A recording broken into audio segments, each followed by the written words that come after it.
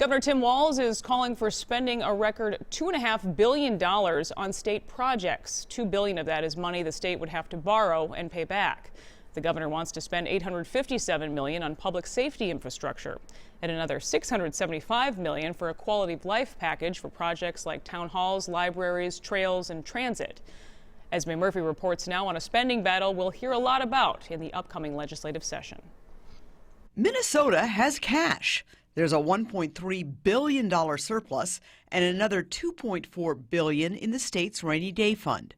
Governor Tim Walz has rolled out his proposed spending plans by appearing at a low-income housing building, marching through a storm sewer, visiting an overcrowded nursing school, and talking to reporters at the outdated State Emergency Center.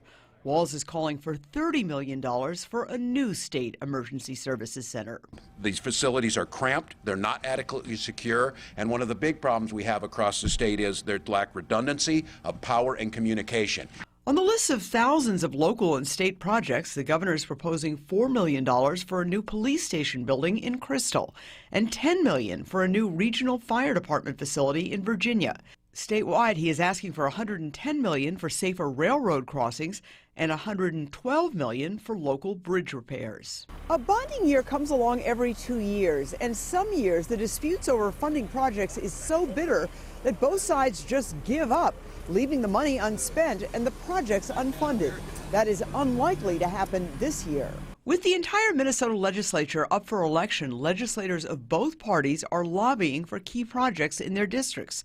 And the argument that with low interest rates, this is the year to borrow, has some bipartisan support. And this is a plan through good fiscal management that Minnesota is in a position to be able to deliver on. But Republicans have made it very clear they want half as much spent on projects as the governor, about $1 billion, not $2 billion.